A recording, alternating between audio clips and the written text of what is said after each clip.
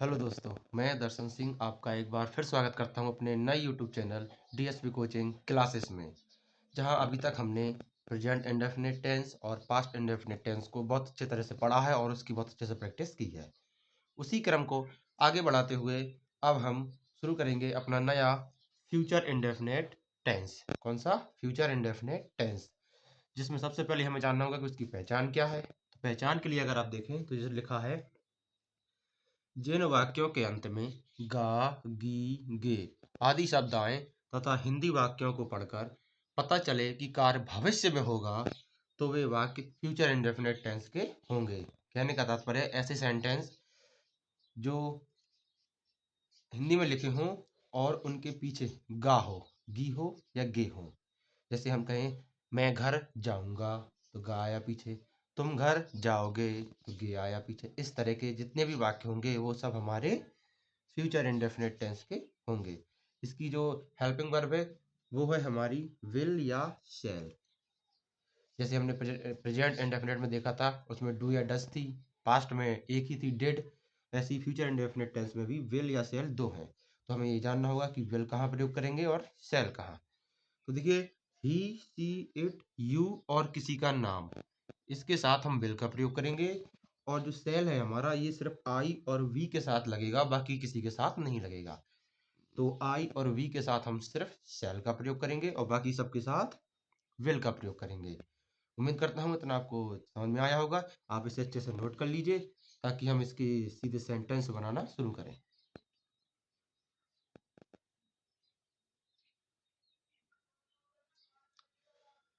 उम्मीद करता हूँ आपने वो नोट कर लिया होगा और उसको समझ भी गए होंगे। उसी क्रम में हमारा जो पहला सेंटेंस है वो है हमारा क्या? Simple sentence. कौन सा? Simple sentence. और इसका रूल देख लीजिए। रूल है, सबसे पहले सब्जेक्ट होगा जो कि हर बार होता है सिंपल सेंटेंस में।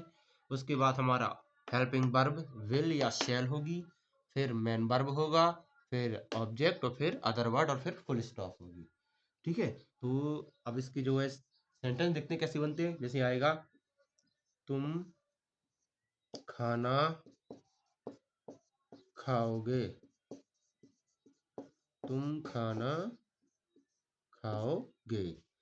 तो इसको अगर आप देखें तो पहले क्या है? सब्जेक्ट। सब्जेक्ट हमारा यू है, तो यू हमने बताया था यू के साथ और बाकी जितने हैं, एक बचान, ही, सी, इट, सिर्फ आई और वी को छोड़ देंगे, बाकी सबके साथ हम विल का प्रयोग करेंगे। किसका? विल का।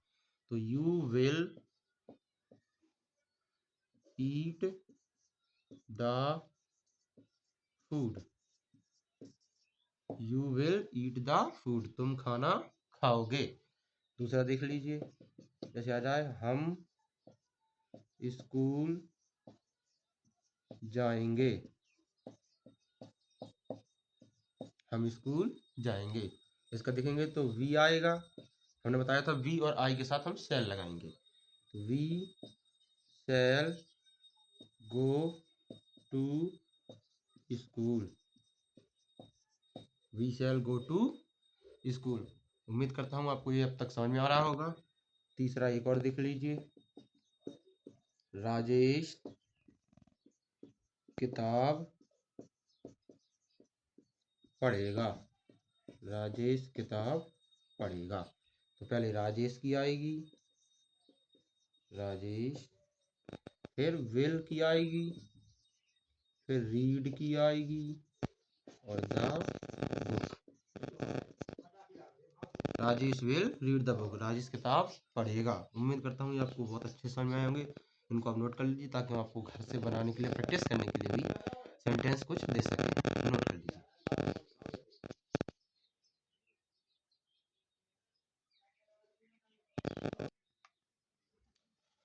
उम्मीद करता हूँ आपने वो नोट कर लिए होंगे और समझ भी गए होंगे कैसे हमें बनाना है। उसी क्रम में हमारी जो एक्सरसाइज हमने 5 आपको बनाने के लिए दी है, आप इनको भी नोट करिए और इनकी घर पर अच्छे से प्रैक्टिस करिए। देखिए, अगर आप अच्छे से समझेंगे, देखेंगे, सुनेंगे और फिर प्रैक्टिस करेंगे, तो मैं गारंटी के साथ कह सकता हूँ आपको कहीं पर भी कोई दिक्कत या प्रॉब्लम नहीं आएगी। तो उम्मीद करता हूँ अब तक का हमारा और आपका सफ़र बहुत अच्छा चल रहा होगा और उसी सफ़र को हम आगे बढ़ाएं। तो वीडियो को लाइक करिए, चैनल को सब्सक्राइब करिए और इसे ज़्यादा से ज़्यादा शेयर करिए। क्योंकि अगर आप और हम अच्छे से जुड़े रहेंगे तो ही हम कहते हैं ना, जब किसी दो बीचों के बीच अगर कोई संबंध बनता है तो संबंध खुशहाल तब रहता है जब दोनों तरफ से ही क्या हो, वार्तालाप हो, यानी दोनों तरफ से ही क्रियाएं होती रहें। तो आप वीडियो को शेयर कीजिए, लाइक कीजिए और सब चैनल को सब्सक्राइब कीजिए, और हम आपके लिए ऐसे ही और एक नए से नए वीडियो लाते रहेंगे जो आपके एजुकेशन को, आपके ज्ञान को बढ़ाते रहेंगे। इसी के साथ मैं आपसे विदा लेता हूँ। Thank you.